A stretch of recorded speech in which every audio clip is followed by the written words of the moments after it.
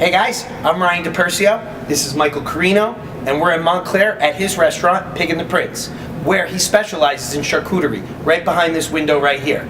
Mike, can you tell us a little bit how you got into doing charcuterie? Sure. Charcuterie and cured meats is kind of like a dying art or a lost craft. So as I got the opportunity, I wanted to do what they used to do in Italy, only I wanted to do it here, all naturally. We do all of our cured meats with no nitrates, no curing salts. Everything's 100% natural, and we do use locally sourced pork. So, we try to stay as true to the authentic form of curing as possible. And I can assure you, I've known Mike for years. He had a restaurant called Pastonne before Pig and Prince, and Mike is the real deal, a chef's chef. Now, why don't you take us to the kitchen and show us where all the magic happens? Let's do it. So here we are in the kitchen at Pig and Prince, and this walk-in right here, strictly for cured meats. I need to know, who is in control of this? Because I would have guards, I'd have trained dogs to make sure that nobody steps by this. For the most part, I do all this myself. This is like my little vanity project. I don't really allow anyone else to touch any of this. All the cooks in the kitchen realize and understand the importance of the box. This box is humidity control, temperature control, and it's also control of ozone lighting to control any bacterial growth. So everybody is pretty much aware on how this thing is structured. There's no fresh food in here. This is only for curing, and this is only for any type of dry aging we do as well. So inside the box here, we have a bunch of different kinds of meats that we cure. The majority of it is pork. We have lomo, which comes from the loin, capicola, which comes from the shoulder, supersada, which is a ground force salami. Now you gotta tell me about this, because capicola is one of my favorite cured meats of all time. What kind of spices are you putting in this? So we brine our capicola to start, and it's brined in a salt and sugar solution with a little bit of crushed red pepper, and then it's coated in a combination of paprika sweet and cayenne pepper, and then stuffed into a bung casing.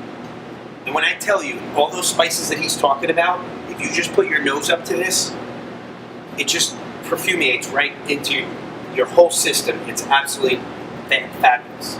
So the capicola has a little bit of spice to it, which is nice, but if you want something really spicy, we make something called andouja. And our andouja is made from 75% pork fat, 25% pork, and Calabrian chilies. And this is smoked. This is absolutely amazing. And what the best part about this is that when you take this outside skin off, it's spreadable like butter. So just think about like a really spicy butter right on a piece of toast. You're in heaven. Kind of like a pate, but no. Exactly. So, of course, we also make, which our pride and joy is our prosciutto hams. We don't call them prosciuttos because we're not actually in Italy, so we call them Jersey hams. So these pigs are raised in Jersey, they're harvested in Jersey, and then they're cured in Jersey and consumed in Jersey. Would you say that you cure it like an Italian? We definitely cure it like an Italian prosciutto would be cured. So they're salt cured and they're pressed. And the reason for the pressing is two things. One, you get that classic shape that you're all used to. So on pressing, see how it kind of squishes down the prosciutto itself? It also forces out any unwanted blood or impurities and moisture. After it's pressed, it's then hung for upwards of, we do have a ham 3.5 years old. We have them linear. We have 1 year, 2 year, 3 years. Can I see one? Absolutely. So this one right here, she's coming up on 2 years in June. This is beautiful. 2 years. 2 years in the making. It's a labor of love. Takes some time, but it's absolutely beautiful. Now, my next question is, am I going to get some of this? I think we can handle that. Excellent. Mike's got so much in this fridge. I mean, he just showed you a couple things, but he's got dry-aged meat. There's a pig's head down here. He's got cured egg yolks. And he must surround his whole menu around this charcuterie. I'm going to get a little taste right now, but you guys need to get down to the Pig and the Prince. Let's head to the bar, and I'm going to get a little taste.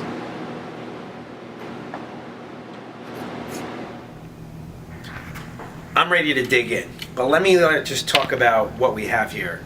The one that I pointed out myself that I absolutely love is the capicola right here. We have lomo, which is the cured pork tenderloin. We have duck prosciutto. We have sopressata, and then we have the andouja. And then a little accoutrements that chef here has is pepperoncini, pickled red onion, turmeric pickled white onions, and mustard seed. I'm going to start with the soppressata. Is there a suggestion of what I should start with? No, I always recommend that you eat the andouille last because it's definitely got more heat and spice to it, so you don't want to really screw up your palate too much. All right. So But that's first we're going to always start with the soppressata. You going to eat with me? Of course I am. One way. Yeah.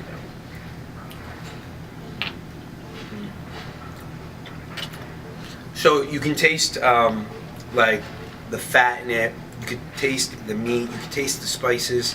What do you put in this? So this is a combination of 3 different chilies, salt, and celery juice. Fresh celery juice, yeah. Because we're not using any sodium nitrates or anything impure, we use fresh celery juice, which in nature has the highest concentrate of natural sodium nitrates. Helps along with the curing process, but it also helps keep it moist. So a lot of times soppressata or dried salamis, they get really, really dry. And like when you're a kid, you sit on a porch and you eat it, and you rip it, and you get that white fibery. You know what I'm talking about. Mm-hmm. So that's what we don't want. We want to kind of introduce the same flavors, but in a little bit more of a palatable way. Beautiful. Well, that was delicious. We're going to move on to the duck prosciutto with a little mustard seed. One for you, sir. Brilliant. All right. One for me. I'm going to take 2 slices. Can't help myself.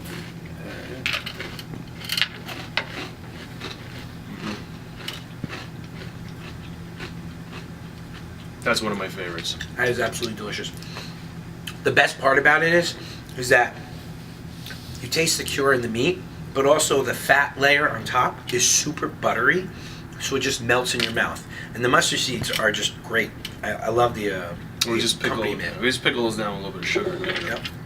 I'm gonna cleanse my palate with a little Sly Fox beer. What do you got? I have the Carton 077 XX.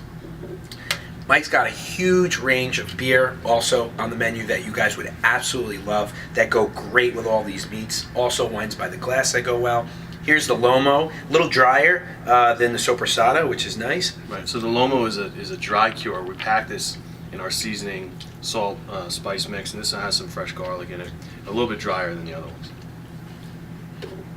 That is beautiful. We're going to move on to the Capicola, which is one of my favorite. I have a feeling, though, when I get to the Andouille, I might choose Andouille as my favorite after this. But we're going to go with the Capicola first, which is shoulder, right? Right, so this is the shoulder muscle. It's also called the K7, and it comes from the inside of the shoulder. Why is it called the K7? That's just it's like the butcher's name for it, or the Seventh bone? The way that we cut it a little bit differently. We cut it a lot longer. So yes, I go down to the 7th rib, and that's where we cut and we separate from our shoulder. The actual Capicola muscle is a lot shorter, but we like to try to get maximum utilization out of the product. So we make it a little bit longer and we cut into the loin. As a chef myself, chef here is saying maximum utilization so that he can make as much money off the whole pig, right? Absolutely. And I love these onions. They're not spicy, but they have like a little bit of a zing to them. Little zing to them, which is great. All right, now we're going on to the Andouille. One for you, sir. Absolutely. Always be a gentleman when you're sharing charcuterie. It's the piece de résistance. And here Absolutely my favorite. My God, Michael. I think this may step over my Capicola love because, I mean, the best part about this is let's talk about this. You can put this on your toast in the morning, spread this on your sandwich for lunch. Andouille with eggs. Andouille with really eggs. good, yeah. I mean, there's just so much utilization to this. You can use it for so many different things. You can mount risotto with that. You can mount risotto with that. Instead of butter, you can actually mount the risotto with andouille. That would be absolutely amazing. I may have to do that at my own restaurant. Thank you for the tip. Just so good. So, I mean, as you can see, Mike has put a lot of love into his charcuterie. I'm so happy to be here. Thank you so much for having me. I'm Ryan DePersio. This is the DIY Network. Cheers, sir. So tight. We'll see you next time.